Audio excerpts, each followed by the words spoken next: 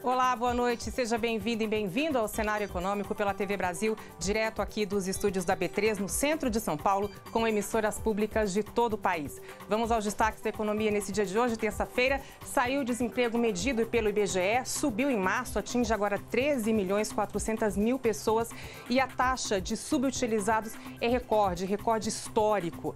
Divulgado o cronograma para a reforma da Previdência, já tem data lá em Brasília para tentar se aprovar na Câmara. A expectativa é de que isso aconteça agora no primeiro semestre, de acordo com os cálculos do presidente da Comissão Especial.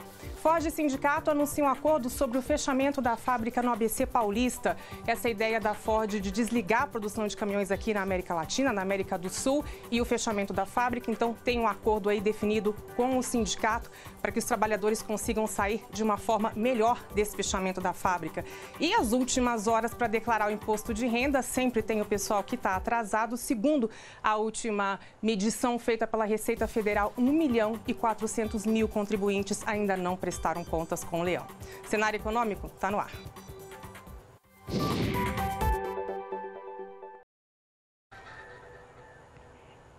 A gente começa então indo a Brasília conversar com o repórter Paulo Leite, porque lá foi divulgado um cronograma da reforma da Previdência. O presidente da Comissão Especial, onde está agora a reforma da Previdência, já divulgou uma expectativa, um planejamento de votação, né, Paulo? Boa noite. Isso, Vanessa, boa noite para você, boa noite para todo mundo. A gente tem comentado aqui no Cenário Econômico que esta é uma semana de reuniões sobre reforma de Previdência, sobre reforma da Previdência aqui em Brasília. Ontem a gente teve uma reunião com o ministro da Economia, Paulo Guedes. Hoje a gente teve mais duas reuniões, uma entre o presidente e o relator da Comissão Especial e outra logo depois entre o presidente dessa comissão e integrantes da oposição. E o recado que o presidente aí da comissão quer passar é justamente esse de pluralidade, de que está ouvindo todos os lados nesse debate. E tem dois pontos que são os mais importantes nessas reuniões de hoje. Eu lembro, né, que a Comissão Especial é onde o texto está tramitando hoje. O texto foi para a Comissão de Constituição e Justiça, passou e agora está na Comissão Especial. Os dois pontos aqui que eu destaco são, primeiro, o prazo e o segundo, as pessoas que serão ouvidas aí ao longo da comissão. Sobre as pessoas que serão ouvidas, o presidente quer ouvir aí 11 audiências públicas e nessas 11 audiências públicas ouvir entre 50 e 60 especialistas.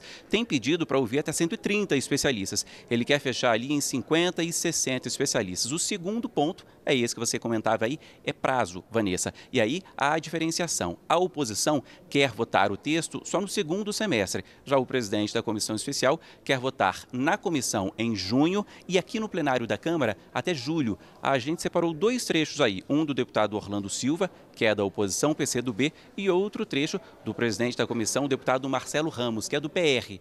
Vamos ver. Ao parecer do relator, nós estamos trabalhando com o prazo estabelecido pelo presidente Rodrigo Maia. Se ele quer votar no plenário em julho, nós vamos montar todo o nosso cronograma para terminar os trabalhos em junho. Acontece que existem elementos nesse debate que independem de nós, porque a elaboração do relatório na comissão tem que ser coordenada com a construção de maioria no plenário. Não adianta votar na comissão sem ter a garantia de maioria do plenário. Não há nenhuma necessidade da votação se dar até junho. Pode ser votado no segundo semestre, porque o processo que sair da Câmara dos Deputados sairá com mais precisão para ser examinado pelo Senado Federal. E não há nenhum impacto fiscal se a votação for feita em junho, em julho, em agosto. Não há nenhum impacto fiscal, porque o ano está em curso.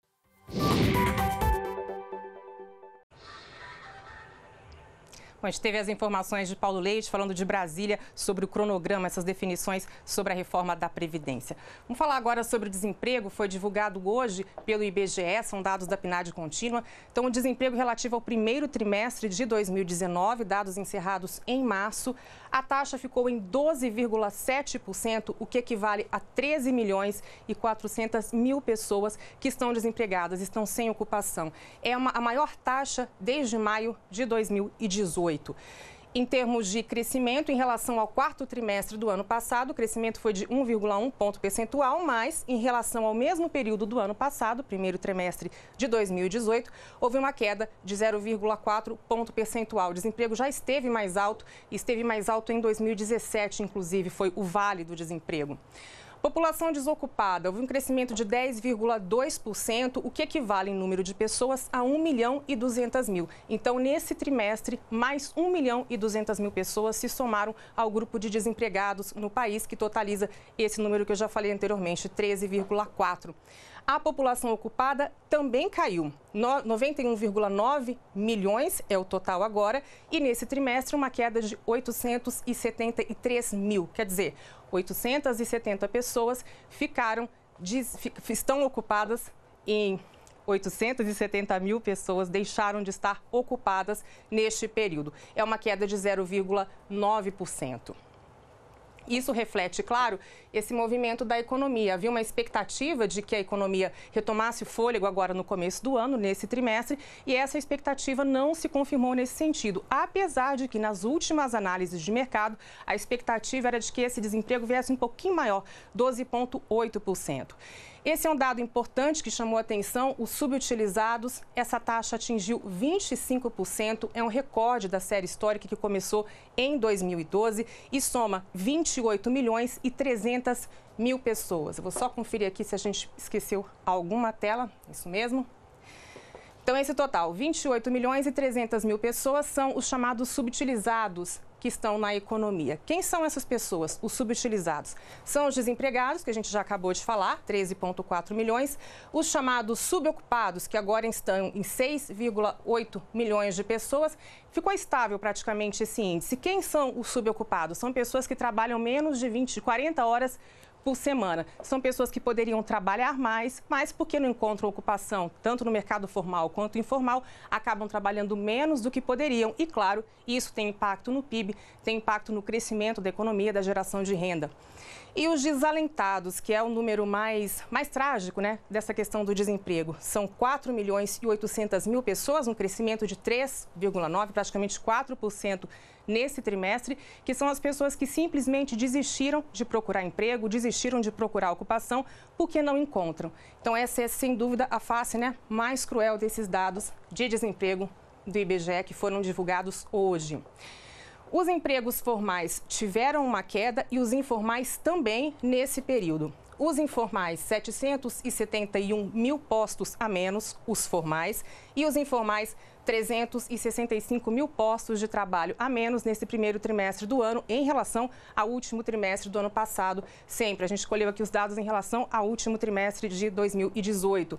Então, empregos formais totalizavam quase 33 milhões de pessoas nesse trimestre e pouco mais de 11 milhões de empregos informais. Esse é o total em que houve a diferença. O IBGE mediu também o rendimento médio habitual, R$ 2.291. Houve um crescimento em relação ao trimestre de 2018, de 0,7%, e em relação ao mesmo período do ano passado, 1,4%. A gente vai agora conversar com o Maurício de Almeida, lá no Rio de Janeiro, porque a gente teve hoje esses números do IBGE, que não são nada animadores, mas segundo uma pesquisa da CNI, a Confederação Nacional da Indústria, esse medo é maior, cresceu entre os trabalhadores. Maurício, boa noite. Olá, Vanessa, boa noite. Pois é, a CNI, a Confederação Nacional da Indústria, ela faz uma avaliação sobre a existência do índice de medo de ficar desempregado. Diante dos números que você acabou de apresentar aí do IBGE, fica fácil saber qual foi esse resultado da pesquisa da CNI, que foi apresentada, a pesquisa foi apresentada hoje, com números referentes ao mês de abril. Esse índice de medo de ficar desempregado, ele subiu 2 pontos. A última vez que a CNI tinha realizado essa pesquisa foi no fim do ano passado, no mês de dezembro. E na época, o índice de medo de ficar desempregado, ele tinha despencado, ele caiu 10,7 pontos. Foi a maior queda em toda a história da pesquisa. Só que agora, 4 meses depois, o índice do medo acabou aumentando 2 pontos e chegou a 57 pontos no acumulado, ficando bem acima da média histórica da pesquisa, que é de 49,9 pontos. Lembrando que essa pesquisa ela faz uma escala que varia de 0 a 100. Quando fica acima de 50, o índice indica pessimismo. Portanto, estamos com 57 pontos no medo de ficar desempregado, o que indica uma grande desconfiança do brasileiro. O brasileiro está com medo, achando que pode perder o emprego nos próximos meses. A CNI também fez um levantamento para saber como está a confiança na vida, com a expectativa de confiança na vida dos brasileiros. Como o índice de medo de ficar desempregado subiu, a confiança na vida caiu também um pouquinho. Agora, em abril, ela registrou uma queda de 0,7 ponto percentual, chegando a 67,9 pontos. Nesse caso, ela está acima de 50. Então, ainda indica uma confiança, um otimismo do brasileiro em relação à vida, mas começando a cair um pouco. Vanessa.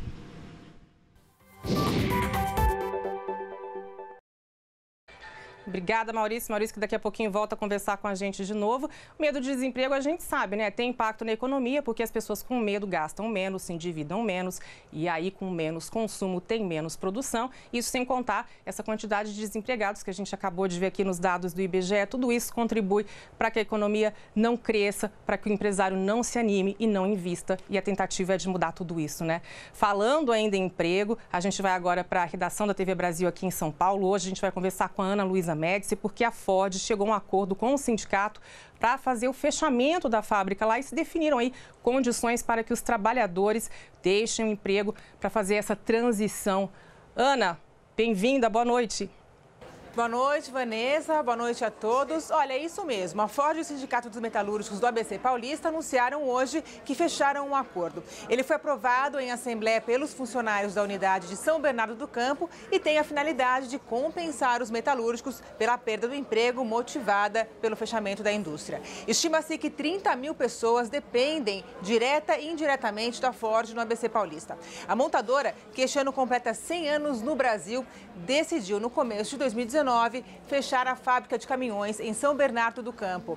Essa unidade funciona desde a década de 1950 no ABC Paulista e, segundo a nota divulgada pelo sindicato e pela Ford, o acordo aprovado prevê um plano de demissão incentivada, a adoção de um programa de requalificação profissional de todos os trabalhadores e o apoio psicológico dos metalúrgicos, muitos dos quais há décadas na empresa. A Ford informou que pode haver uma antecipação do fim da produção de veículos, mas isso vai depender de negociação com um possível comprador da unidade de São Bernardo do Campo. Por enquanto, o encerramento das atividades na Ford na cidade está previsto para acontecer no final deste ano.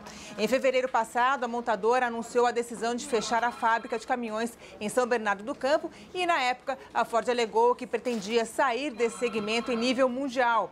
O anúncio pegou de surpresa os trabalhadores e, a pedido do governo de São Paulo, a Ford passou a negociar a venda da fábrica, mas até o momento o negócio ainda não foi concretizado. Vanessa.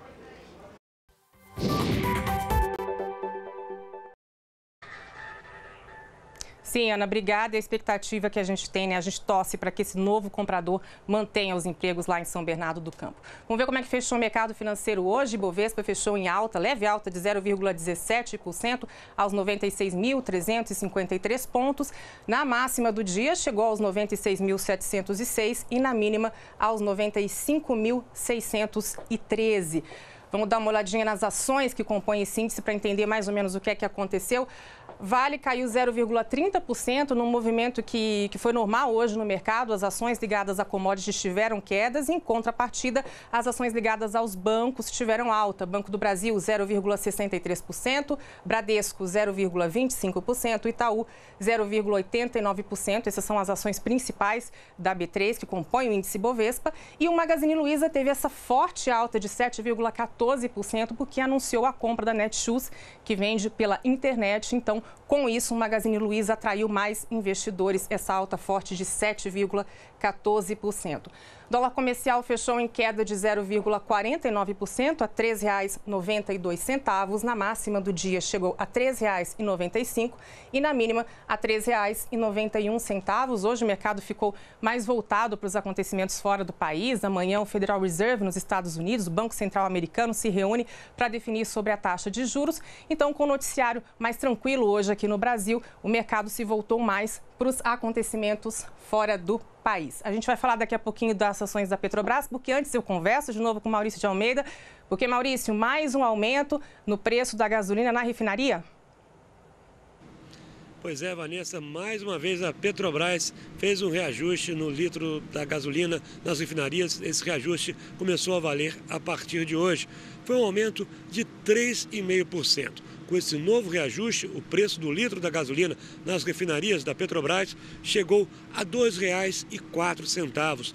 É o maior patamar desde outubro do ano passado e a primeira vez também desde outubro de 2018 que o litro da gasolina na refinaria ultrapassa a casa dos R$ 2,00. Lembrando que esse é o valor na refinaria. Nos postos de combustíveis ainda é preciso incluir o custo do transporte do combustível das refinarias até os postos, os impostos que entram depois e também o lucro dos donos de postos de combustíveis. Aqui no Rio de Janeiro, já em vários postos, a gasolina já ultrapassa o valor dos R$ 5,00 o litro da gasolina. Em abril desse ano, a gasolina já acumula uma alta de 11,6% nas refinarias da Petrobras. E desde o início de 2019, a alta chega a 35,5%. O aumento vale apenas para a gasolina. Em relação ao diesel, a Petrobras manteve o preço do diesel estável. Ficou valendo apenas um reajuste no mês de abril, que foi um reajuste de 5,7%. O preço do diesel continua valendo, o litro do diesel nas refinarias, valendo R$ 2,24. Vanessa.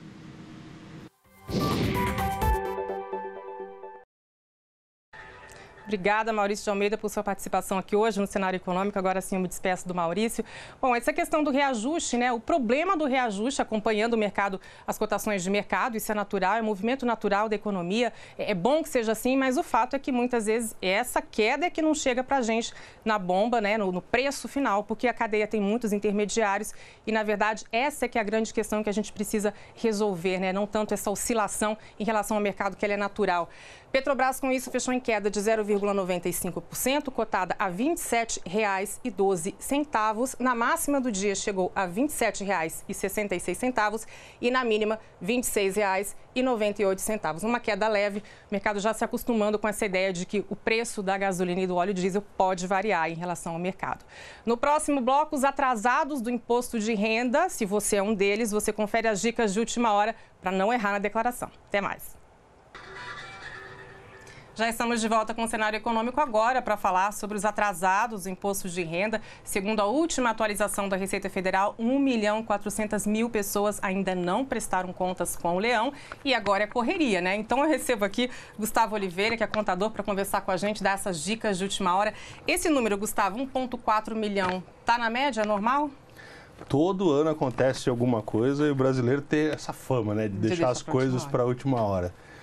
A gente pede tanto para que o pessoal preste atenção, né? Esse ano eles podem até alegar que não tiveram 60 dias, tiveram só 53 dias, como se isso fosse... Desculpa. Alguma desculpa, né? Se 53 dias você não arrumou um diazinho, sequer assim, meio períodozinho só para prestar atenção nisso. E a dica agora é assim, manda do jeito que tá e depois conserta. Faça o melhor que você puder. Primeiro porque é o seguinte, o programa, ele não vem apresentando ao longo dos últimos anos nenhum tipo de retardo. Assim, às vezes demora 10, 15 segundos para entregar, mas não é nada como já foi um dia, de gastar 1 minuto, 2, cair e tal. Não tem mais esse tipo de problema de demanda de infraestrutura tecnológica da Receita, não. Então, faça o melhor que você puder dentro da calma. Lembrando, por exemplo, né, Vanessa, que você entra no seu Bankline, lá, no seu banco pela internet, ou vai até o caixa eletrônico, puxa lá um extrato. Muitos bancos oferecem esse serviço como informe de rendimento, que já te dá um alívio na hora de preencher as informações. Vem tudo bonitinho, separadinho. E na dúvida, preenche a declaração como ela está e depois faz uma declaração retificadora. É o melhor caminho. Sem dúvida que é. Por exemplo, muita gente... A gente tentou avisar o máximo que pôde, né? Eu, lá através do Sindicato dos Contabilistas também, que eu sou diretor lá, a gente tentou fazer de tudo para que as pessoas prestassem atenção no que mudou. Então, foi lançar dependente esse ano, dependente até recém-nascido, já tem que ter CPF. Agora, não vai ser hoje, no último dia, né, que você vai conseguir tirar o CPF, né, da criança, do menorzinho ou do bebê. Então, você vacilou nisso, entrega sem isso, depois você arruma. Agora, tem um cliente meu mesmo que aconteceu isso, que eu cansei de falar, mas não deu tempo, não me organizei. A diferença para ele era coisa de R$1.000. Ele teria restituição e, na verdade, ele teve que pagar R$800 de tributo. E ele consegue reverter agora essa situação depois que colocar o CPF e consertar? Olha, você vai ter que discutir isso lá com a Receita Federal, mas a princípio essa informação ela é verídica, então dá para você ir lá atrás disso e brigar por isso. Quem não entregar vai pagar multa. Como é que é essa multa? Como ela é calculada? Olha, essa multa, ela na verdade começa em R$168 mais ou menos, mas ela é um percentual do valor do débito. Então, grandes devedores têm que tomar muito cuidado com esse montante, porque esse 168 é o ponto inicial. Se você tem valores a pagar maiores, vai ser um percentual desse valor que pode superar e muito, né? Dá para tomar um susto. Essa taxinha. Veja, quem vai pagar 2, 3, 4, 5 mil, talvez não fique tão preocupado tanto com isso, mas eu acho que ninguém está aqui para rasgar dinheiro, né? E quem tem dinheiro a receber, paga a sua multa. Quem tem dinheiro, paga. Na verdade, o que a Receita já faz tempo é uma combinação. Então, você tem um valor a receber e você tem a multa a pagar. Geralmente, se o valor é maior a receber do que a pagar, você recebe só o líquido. Já desconta. Já vem descontado depois. E quais são os erros mais comuns que as pessoas cometem na hora de declarar o imposto? E o que é que dá para prestar atenção agora nessa reta final? Até 23h59, né? Dá para entregar essa declaração hoje. Isso, 23h59. Eu me lembrei, hoje eu estava me lembrando que certa vez lá no passado, bem distante, há uns 15 anos atrás mais ou menos, aconteceu comigo de ir até umas 23 horas, tipo 58 minutos para entregar a última e foi para nunca mais, né? Mas naquele tempo o software apresentava muitos problemas, né? 15 anos atrás era bem diferente do que é hoje. Mas falando dos erros mais comuns, vamos lá. Erros mais comuns. Informações trocadas, preenchimento errado, atenção aos campos. Quando falar de rendimento isento, tem que ir na aba de rendimento isento. Quando falar de rendimento tributável, tem que ir na aba de rendimento tributável. Às vezes o pessoal coloca rendimento isento onde é tributável e vice-versa, porque preenche no campo errado. Erro de atenção. E isso às vezes faz você pagar um valor que nem deveria, ou deixar de pagar e depois vir aquela cartinha desagradável. Então, um erro de atenção. Quando for fazer isso, faz com calma. Faça com muita calma. Por quê? Porque é coisa de meia hora, 1 hora para fazer isso. Uma declaração média, né? Vamos falar de uma declaração média. Cerca de 1 hora. De meia hora, 1 hora para fazer, não é mais do que isso. Então, não é possível que mesmo hoje ainda, nós estamos aqui ao vivo, então são 6 e pouco da tarde, você tem ainda aí, tem um tempinho. Tem umas horinhas aí para fazer. Vamos falar de algumas novidades desse ano? Por exemplo, tem gente que investiu em criptomoeda, em Bitcoin, agora tem os bancos virtuais. A B3, por exemplo, recebeu no ano passado mais de 190 mil novos investidores. As pessoas também não são acostumadas a declarar, ações vão ter de declarar. O que é que muda? Muda alguma coisa? Olha, quando a gente fala em Bitcoins, tem um tratamento que já está pacificado, uma interpretação sobre como tem que ser. Então, primeiro, você comprou um ativo, certo? Ativos são bens e direitos. Então, você vai lá na aba de bens e direitos. Eu recomendo sempre aos meus clientes, quando eles me perguntam, eu falo, coloca na linha 99 de bens e direitos o saldo do valor que você investiu, certo? O saldo. Porém, quando você tiver uma renda em cima disso, essa renda é sujeita a tributação exclusiva, que é como uma aplicação em CDB, como uma aplicação nesse sentido. Então, tem que pagar o imposto e pegar a diferença nas regras da tributação exclusiva. Quando a gente fala em ações, aí são coisas diferentes. Aí você tem que fazer o ganho de capital e apurar mensalmente, periodicamente isso. Não é uma coisa que você tem que deixar para 30 de abril. Quem está aqui está mais acostumado com isso.